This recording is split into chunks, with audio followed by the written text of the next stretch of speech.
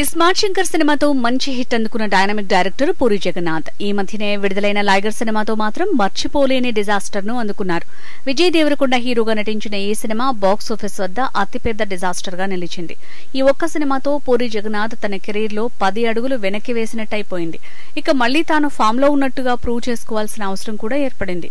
ఈ నేపథ్యంలోనే పూరి జగన్నాథ్ తన తదుపరి స్క్రిప్ట్ ని తయారు చేస్తున్నట్టు తెలుస్తోంది.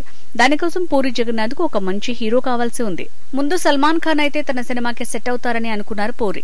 కానీ ప్రస్తుతం పూరి ఉన్న పరిస్థితుల్లో అంత పెద్ద హీరో డేట్లు దొరకడం కష్టమైన విషయం. అయితే బాలీవుడ్ హీరోల మీద కన్నేసిన పూరి జగన్నాథ్ హిందీలో పలువురు హీరోలకు కథ వినిపించి ఎవరికి నచ్చితే వారితో సినిమా తీయాలని అనుకుంటున్నారు. పెద్ద హీరో దొరికినా సరే రెమ్యునరేషన్లు ఎక్కువ లేకుండా 100 కోట్ల బడ్జెట్ తో సినిమా సేఫ్ గా తీయాలని పూరి ప్లాన్ వేస్తున్నారు. కానీ 100 కోట్ల బడ్జెట్ అంటే పెద్ద హీరోల డేట్లు దొరక్కపోవచ్చు. మరోవైపు బాలకృష్ణకి పూరి జగన్నాథ్ కి మంచి ర్యాపో ఉంది.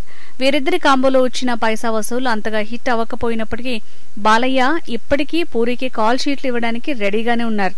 మరి పూరి జగన్నాథ్ బాలకృష్ణతో సినిమా తీస్తారా లేక తనయుడు ఆకాష్ పూరి కెరియర్ ని సెట్ చేసే ప్లాన్ చేస్తారా అనేది ఇంకా తెలియాల్సి ఉంది.